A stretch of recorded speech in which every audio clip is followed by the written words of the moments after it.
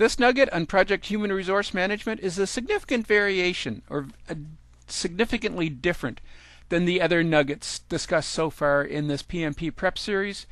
Human resource management is very much focused on the soft skills required to manage the resources on your project. The earlier nuggets, the scope, the time, the cost, were very much hard skills.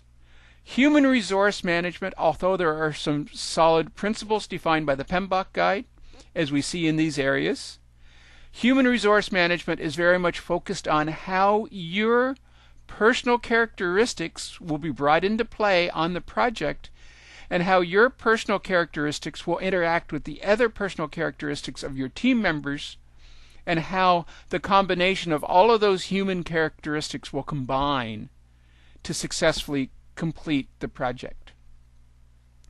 But since this nugget is focused on human resource management as required to complete your PMP exam, let's focus on what the PMBOK guide defines as human resource management.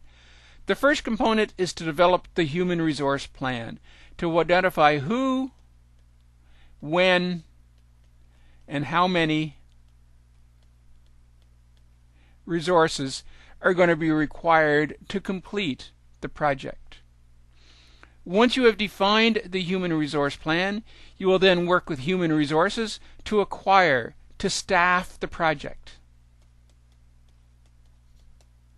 With the project staffed, recognizing that project staffing may be an ongoing activity throughout the project as the project's resource requirements change, you will move into the execution phase of your project, where you will develop the team, you will supply the training the team members may require to be effective members of the project, and you will manage the project team to ensure that the interpersonal conflicts, to ensure that the motivational techniques applied are there to ensure the team is performing optimally. Before we get into the actual processes defined for project management, I want to take a moment and steal from a well-known literary phrase, or perhaps destroy a well-known literary phrase. And that's, "To thine own self be true." As a project manager, it's your responsibility to be the human resource manager for your project. You need to be the coach, the mentor, the conflict resolution, the motivator. You need to ensure that you're effectively interacting with the team to ensure the team performs effectively. That may be a challenge for you depending on your own personality type. Are you an introvert or an extrovert? Are you a motivator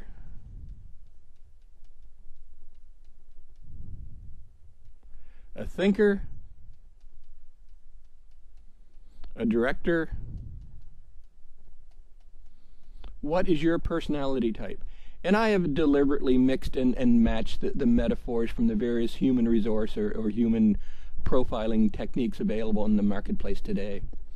But you need to review and understand what you are. Are you an introvert or an extrovert, to use the most classic extremes? How can you behave effectively as an introvert or an extrovert? How can you interact with the team? You're going to have a very different management style if you're an introvert versus an extrovert. And you need to think back to what we just discussed in terms of the hard skills and the soft skills. If you're an introvert, you get your power from within. You're probably going to be extremely comfortable and extremely strong in the hard skills area. The time management, the cost management, the risk management, the quality management. And you're probably going to be challenged to go out and meet with the team, to work with the team in some of the soft skills areas, where it's going to be just the opposite if you're the extrovert. You need to find some formula of a mix and match of the hard skills versus the soft skills that's going to allow you to be effective as a project manager. What is the right mix of hard skills versus soft skills? Is it 50-50, 60-40, 40-60, 70-30, 30-70? There is no right answer. The right answer is you need to know where you are on that spectrum and you need to work within those confines and become an effective project manager. I've worked in my career with two very effective project managers. One would probably be a 10-90 of hard skills versus soft skills. The other would be a 90-10. Now, these are extremes, and I'm not suggesting that you should strive to be a 10-90 or a 90-10, but if that's what you are, I have seen effective project managers where that works. The 90-10, an individual I worked with, she was a very effective project manager. She was extremely, extremely competent in terms of the hard skills. She was absolutely impeccable in terms of her schedule and her performance to schedule and her budget adherence. She was absolutely, if I can use a term, a tyrant in terms of the soft skills. She drove her team. She was, I don't want to say abusive to her team, but she really drove the team and expected 150% from the team members at all points in time. You may instantly think, well, why would anyone want to work on a team with her? The fact is, working on her team, you typically were always involved within a successful project. Projects managed by this individual were successful more times than not, got lots of accolades, and let's face it, everyone likes to be involved with success. It looks good on the resume, it feels good in the conscious. Therefore, people would gravitate to her project, realizing that they were going to be on a successful project, and liked the feeling of being successful. The other factor she had in her favor in terms of her lack of lack of soft skills, was she herself was 200% harder on herself than on any of her team members. She was at her desk first thing in the morning before any of the team members arrived, and she was still at her desk last thing at night when the last team member left. And she wasn't at her desk twiddling her thumbs playing computer solitaire. She was at her desk working hard on project success factors. She drove herself harder than she drove any of the team members. The team members recognized that her lack of soft skills, her lack of team skills, were not directed at them personally, were simply her style of management, and could accept that, recognizing that they were going to be on a successful project. That's one extreme. The other extreme is an individual I worked with who was just the opposite, was an absolute people person. Nothing made this gentleman happier than being out working with the team, resolving conflicts, motivating the team, meeting the team, doing the same with the business. Was an absolute people person and was an absolute disaster on the hard skills. Couldn't create a budget if his life depended on it. Really didn't truly appreciate what a project schedule was, but did a great job on the soft skills. What this individual did, he recognized he was a disaster on the hard skills and always ensured he had a second in command, a lieutenant, who looked after the hard skills, looked after the schedule, looked after the budget for him. So again, there can be extremes, the 90-10, and maybe some of these individuals were actually 0-100, who found a way that they could be successful as a project manager. No matter what the personality type, introvert, extrovert, motivator, thinker, director, etc., you need to understand where you fit on the hard and soft skills spectrum. You need to understand where your strengths are, where you feel more comfortable, to thine own self be true, and develop a style. And an introvert can be an absolutely effective project manager. An extrovert can be absolutely an effective project manager. You just have to know your own skills, know what your comfort zone is, to thine own self be true, and develop a system, develop a support structure that allows you to deliver all of the components for human resource management we're going to discuss in this nugget, and that will allow you to be an effective project manager. The first step to human resource management is developing your human resource plan. Understanding who is required, what skill levels, how many, and the time frames that you need specific individuals on your project to successfully deliver your project. It's important that you develop a project organization chart, that people know who are reporting to whom, that people know what their roles and responsibilities are, that they understand the boundaries within which they need to work on the project, and then finally, you need to develop a staffing plan that you will present to your human resources department to ensure that the right people with the right skills are available to work on your project at the right time. You need to develop a project organization chart for your project. You need to identify who is the prime responsibility for the project. That will be you yourself, the project manager. You need to understand and define who your direct reports are. So here we have 2 team leaders who are reporting directly to you. And then within the project itself, you have a number of sub-teams where the members of each sub-team are reporting through to the team leaders who report through to you. As simple as a project organization chart may be, or possibly as obvious as a project organization chart may be, it's important that you have a project organization chart so that as your project grows in size, as team members leave the project and are replaced by new team members, people understand what their reporting relationships are, what their interaction with other team members are, allows them to work more effectively in the project. Another key aspect to a project organization chart is when you compare that to the organization chart, you understand what the roles and responsibilities are between their project responsibilities and their organizational responsibilities. So if you assume this team member here has been assigned to your project from a business area, and this team member is also reporting into this divisional manager and is available to your project 50% of the time, you begin to understand what the various conflicts, what the various extra demands on this team member are going to be, because they have 50% of their time reporting to your project through this team leader, and the other 50% of their time they're reporting to a divisional manager responsible for ongoing operations in the organization. Where a different team member, let's pick this one, is reporting to a different divisional manager, is assigned to your project 100% of the time, so you may not have the same conflicts between ongoing day-to-day operations of, well, should I be working on my project at this minute, or should I be working on my regular assigned duties for this minute? But still, this team member, when the project is done, is going to be going back into the business organization and will reporting be back into this divisional manager.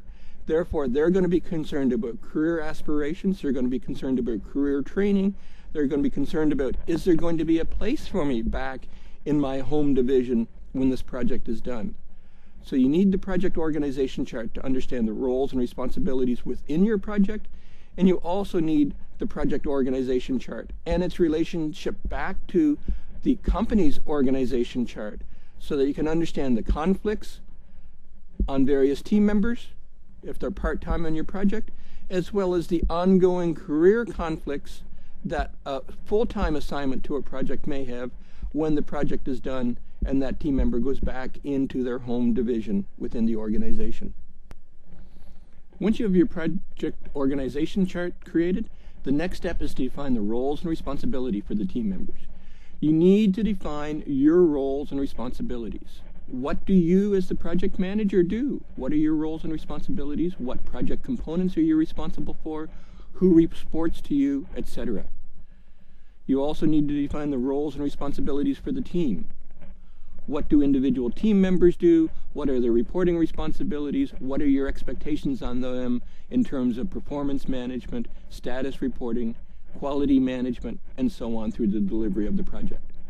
Often when project managers develop roles and responsibilities for the project, they focus on the project manager and the team and ignore this critical middle component to my roles and responsibilities. You also need to understand and define the roles and responsibilities for the various stakeholders. Who in the organization have empowerment, who in the organization care, who in the organization can affect positively or negatively your project's performance, your project's outcome. You need to define what your expectations for these various stakeholders are going to be and how they can most effectively interact with your project team. The same goes for senior management. Senior management have the power to enforce, and I deliberately use the word enforce. Senior management have the power to enforce specific decisions on the project. If during routine project delivery you can't effect a decision, you can't reach consensus on a problem, you need to be able to elevate that problem to senior management so that senior management can rule, can dictate a resolution to the problem. You need to identify and define the roles and responsibilities for your sponsor, for your acceptor. You are the person who is going to sign off the final project deliverables. You need to ensure that they understand the responsibilities they have on the project, that they will be accepting the project on behalf of the organization, and that they absolutely have specific roles and responsibilities to ensure successful project delivery, as well as you need to define the roles and responsibilities for any functional managers that you need to interact with, that you need to gather information from, that you need to define requirements with, that you need to confirm functionality with. You need to ensure that you have a very rich set of roles and responsibilities defined for your project so that everyone, not just the traditional project manager and not just the team, are aware that they are involved in your project, that they are critical to your project's success. A technique that I've found very effective to define and make very visible these roles and responsibilities is an expanded organization chart. So if we take the organization chart that we drew just a moment ago, where we had the PM and the team underneath, the team leader and the team leader, we start to expand that. We draw a line sideways and we put the acceptor sponsor sideways on our organization chart. And then we start to draw our organization chart upwards, where we start to draw management. And we start to draw functional managers.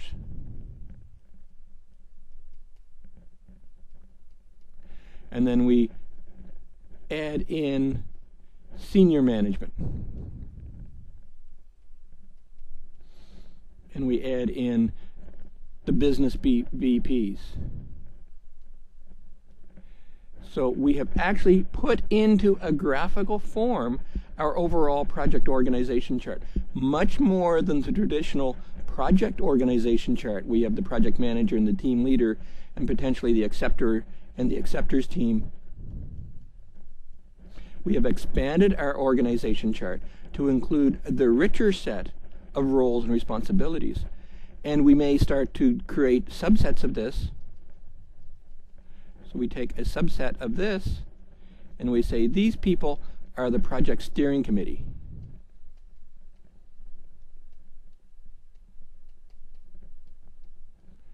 And the steering committee may also include other stakeholders. So by making very visible the roles and responsibilities of the expanded project team, you are alerting everyone in the organization up front during project initiation, doing your human resource planning, that says, hey, you are part of my project team. Senior management, you are part of my project team, and my roles and expectations on you are, you will receive a regular status report, probably monthly. In this monthly status report, I will alert you to how the project is doing at a very high level, and I'll alert you to any ongoing problems and concerns the project may have, so that if required, I can escalate problems to you, and then you have the information you need at hand to make the ruling, to make the decision that I need to move my project forward. So ensure that you're providing an expanded set of roles and responsibilities for your project team, that you're alerting senior management that they are part of your project, and that you're alerting senior management they will be receiving project status reports, and they will be expected to participate in steering committee meetings, and they will be expected to be available to resolve project problems that you, the project sponsor, cannot resolve. The final step in human resource planning is to develop the actual staffing plan that you will pass on to the human resources department, that you will work with human resources to ensure you're getting the people you need for your project. And the staffing plan, simply put, defines who you need, what their skills are, when you need them, how many you're going to need. I need 3 skilled analysts. And how long you're going to need them for. I need them for 3 of them, or 2 of them for 6 months, and I need 1 for 9 months, or whatever the case is going to be. So essentially you're taking all of the information that you've developed thus far in your human resource planning, and you're producing a detailed staffing plan that you will then pass on to the Human Resources Department to get the staff that you need for the project. You may want to consider a transition plan. If this is a long project, if your project is going to go over 2 or 3 years, team members may get stagnant if instead of 6 months and 9 months, it's 24 months and 36 months. You may need a transition plan. You may need a staff rotation plan to roll team members on and off the project to ensure that your team is always fresh and always ready to work on the project. Another component as you're working on your staffing plan, you need to ensure as team members join your project that you are giving them the authority they need to deliver on the project. If they need to meet with senior management, you need to ensure you have notified senior management in the business area that an analyst will be meeting with them and that it's important that they take the time needed to ensure that this analyst has a full understanding of what their business requirements are going to be. You need to ensure your team member has the skills, or that you are providing additional training to ensure they have the skills to be able to effectively deliver the role. If you're sending an analyst into an organization, into the business organization, you need to ensure they have an understanding. They're not business experts, but if they're going into the warehouse department to talk about warehousing, they need to understand what inventory and turns and various warehousing management terms are going to be. Or if they're going into the finance department, they need to understand what a general ledger and what debits and credits and so forth are. So again, they're not business experts, but they go in with enough skills that they're not asking rudimentary questions that say, well, I don't understand what a general ledger is. Ensure they have the authority, that you've paved the way, that they can go in and effectively do their job, that they have the skills, and that they have the resources they need to get the job done, that they have access to the systems, that they have access to the buildings, that they have access to the overall environment to allow them to effectively deliver on their project. An example of a project I worked on once where we didn't have the appropriate authority / resources to work on the project. We were working on a project on the customer site.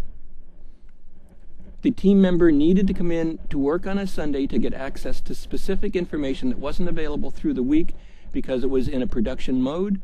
We made arrangements, we thought, for the team member to come in and work on a Sunday afternoon to get the information that they needed.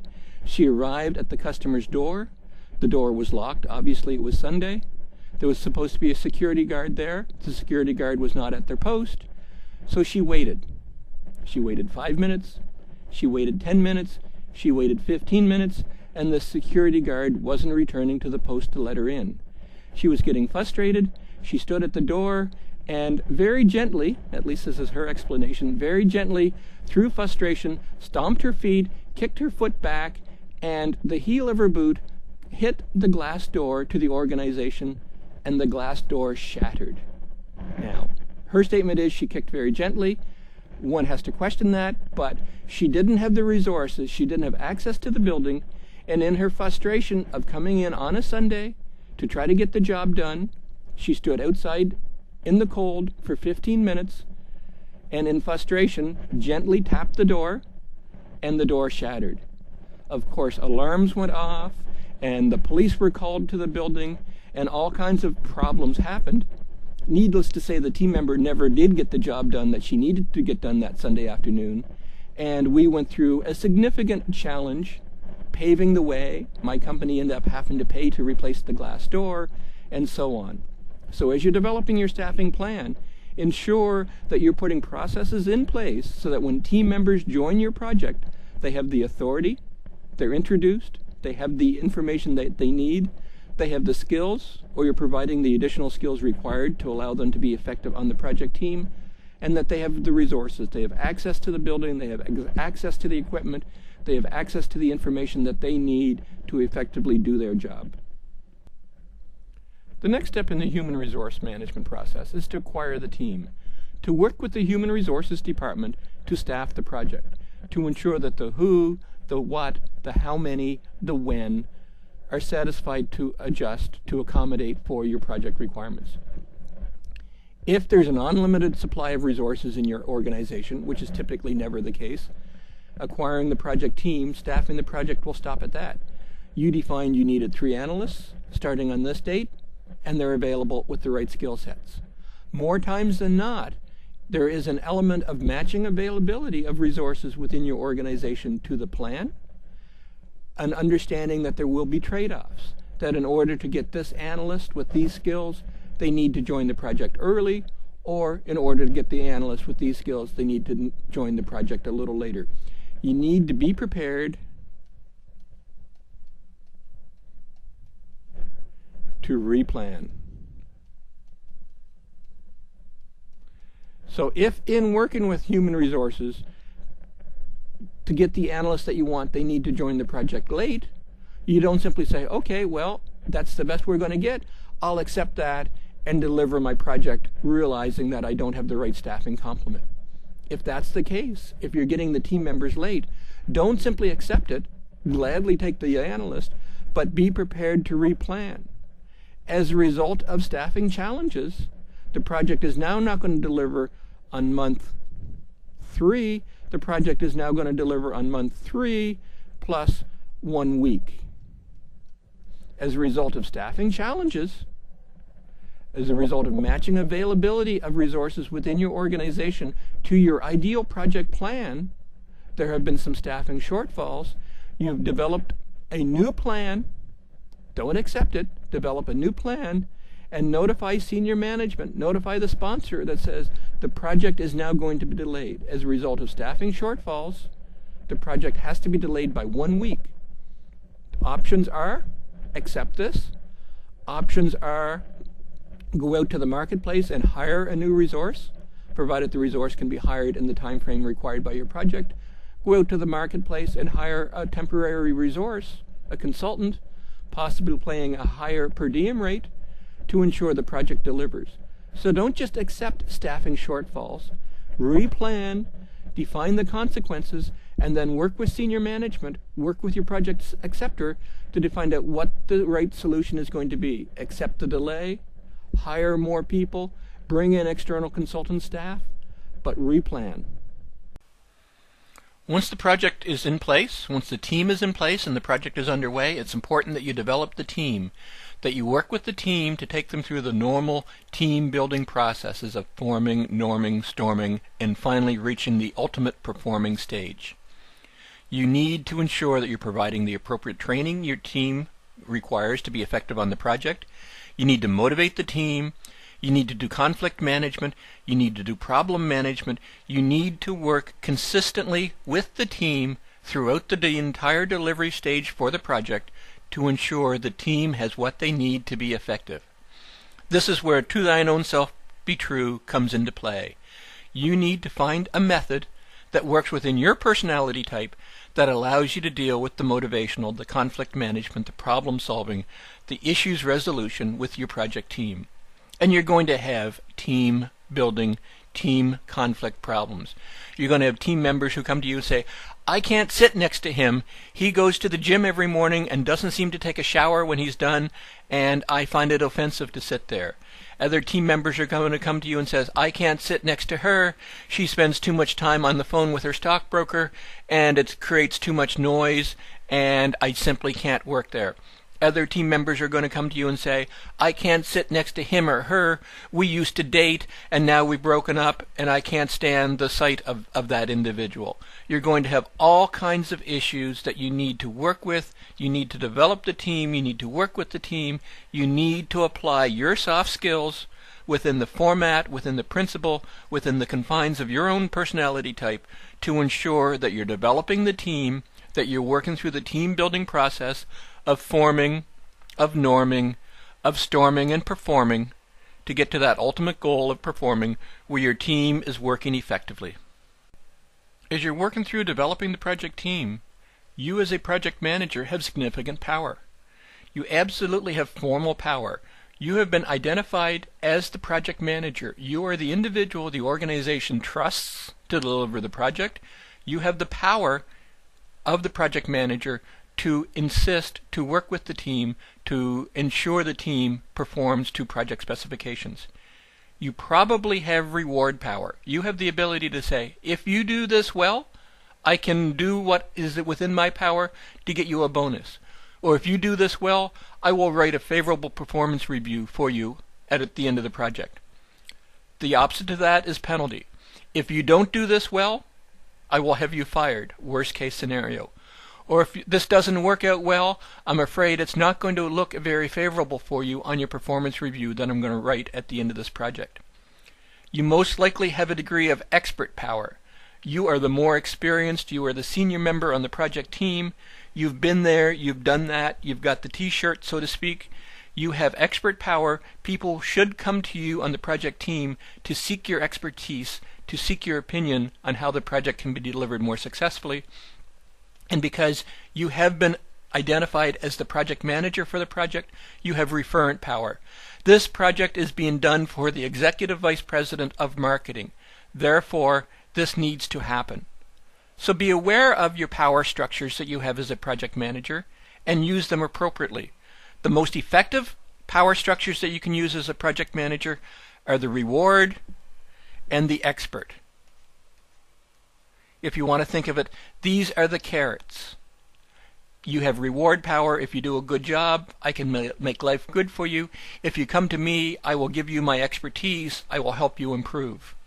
The ones you want to avoid are the penalties. Avoid using penalty. It is not a motivator. It is an absolute demotivator. And using your penalty power is the worst form of project management that you can, and should be used only in a last effort, only when all other processes. You do this because you're on my project. You do this because I'll help you out.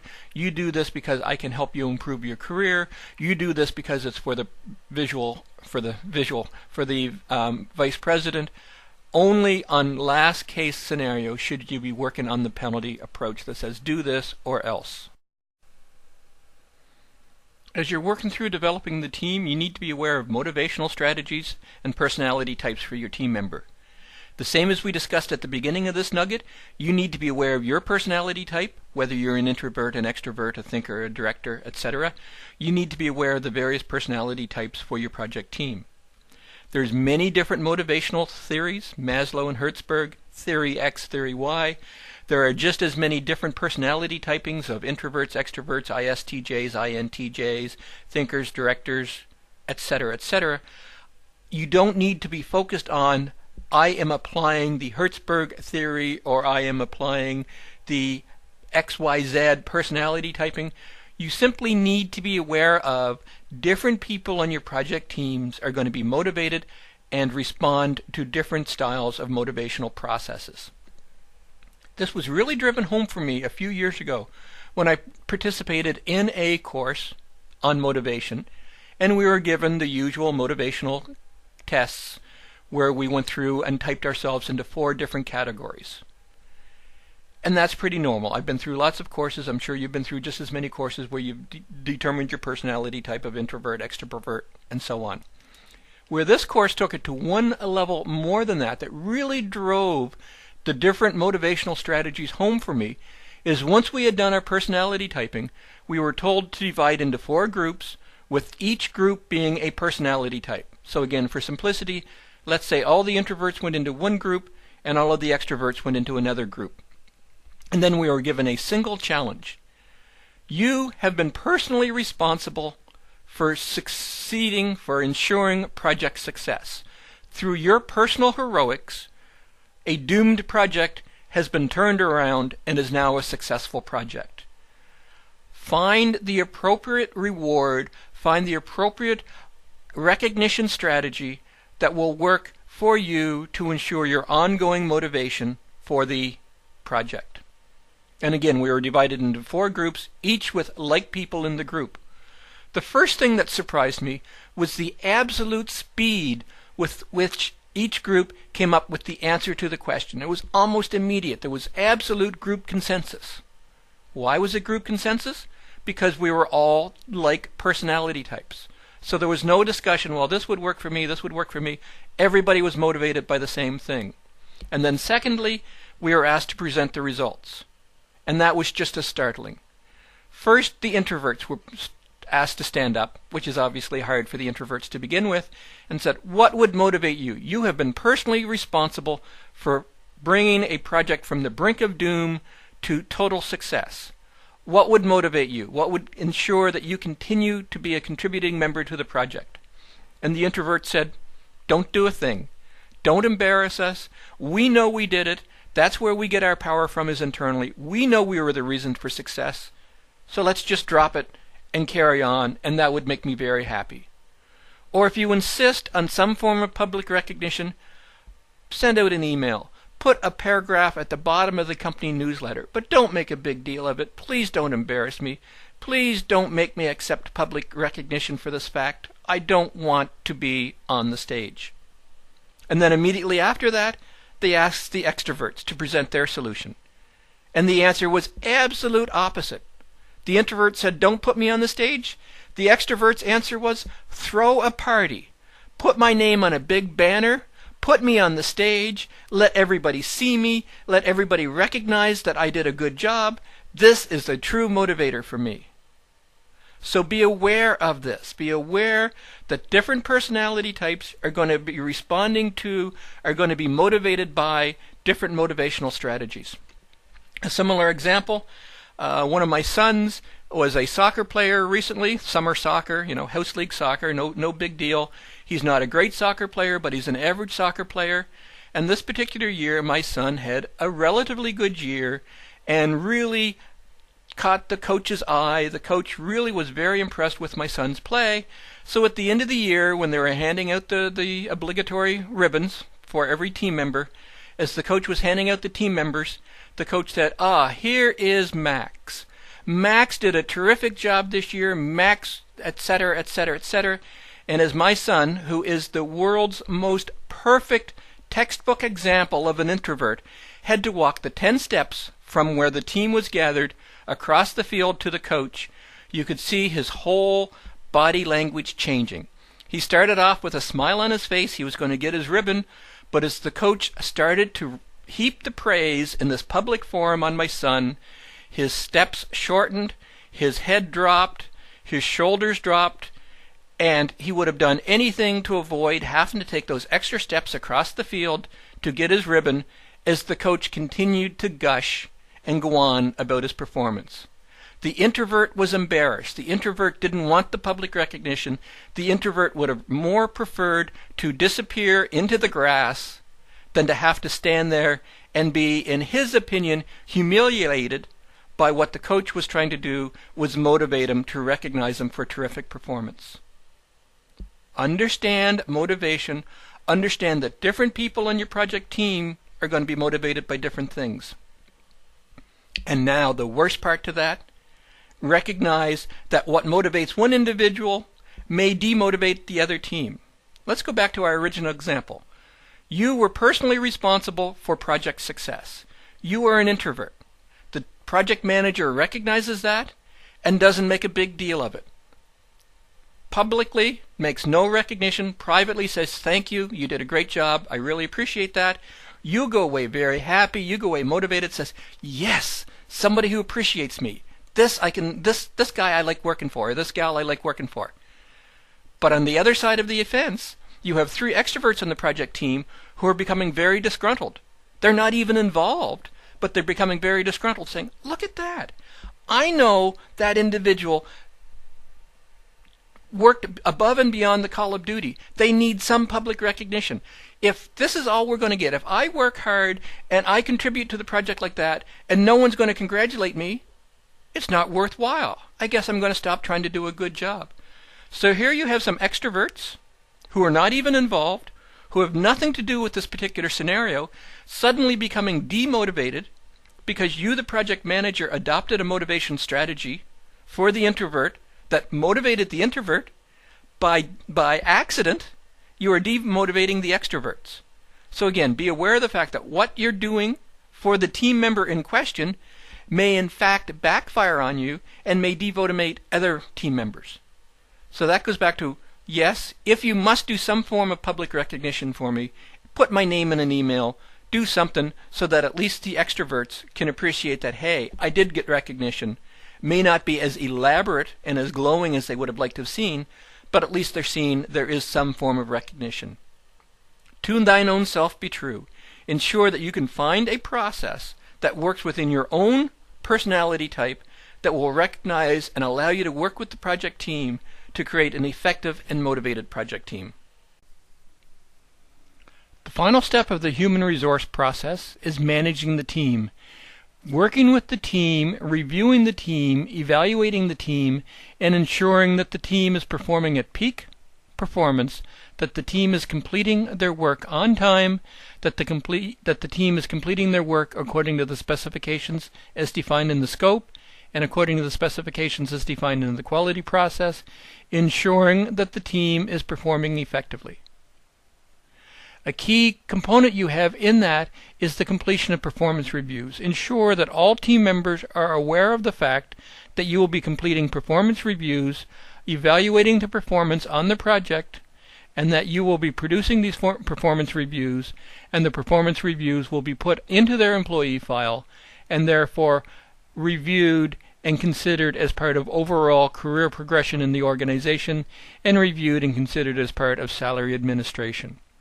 It's your job as the project manager to ensure that the team is aware that they must perform effectively, that they're being measured by their performance through the performance review process, and that you, the project manager, are responsible for their performance, and you will be working to ensure that they do perform effectively.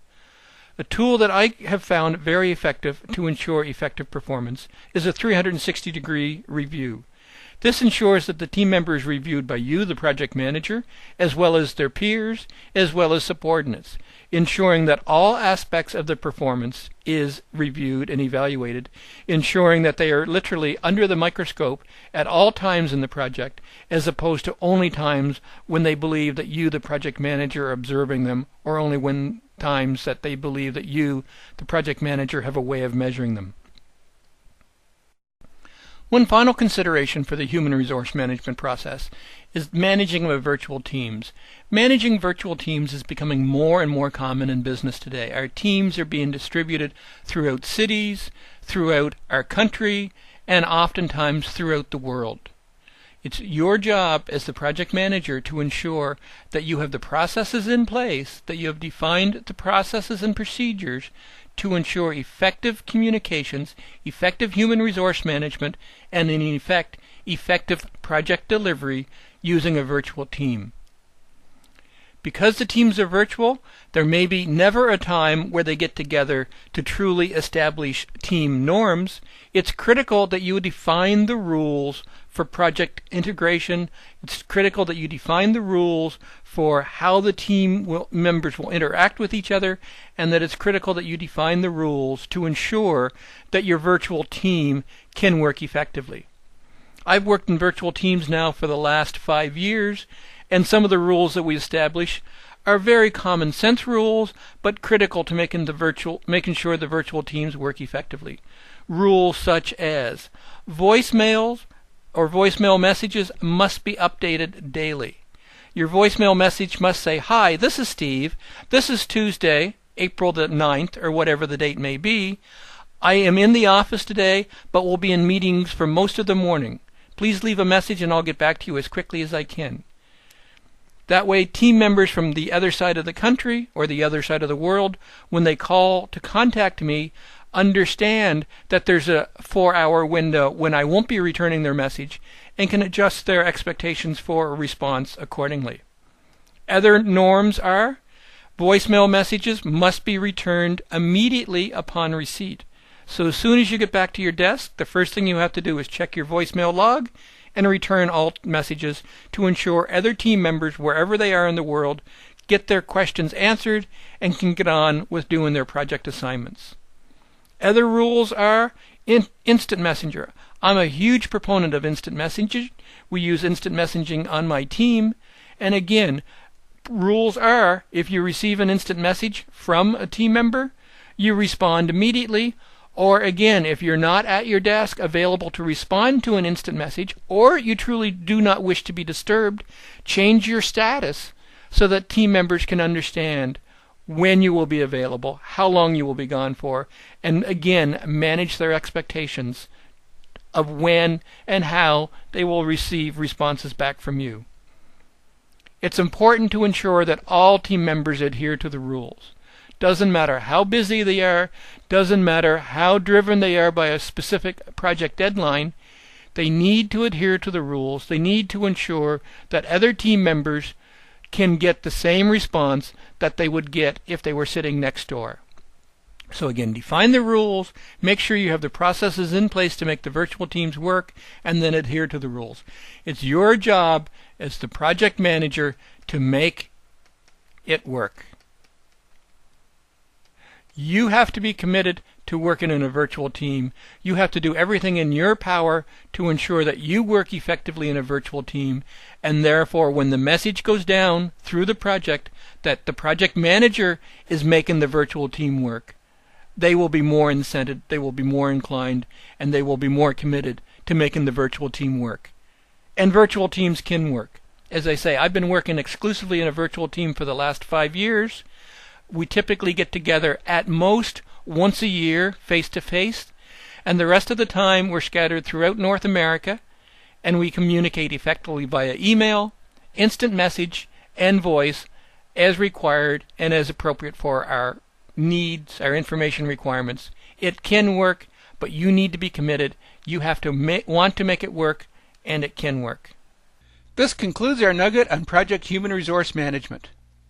This nugget began with developing the Human Resource Plan, identifying who, when, and how many resources are going to be required to achieve the project results.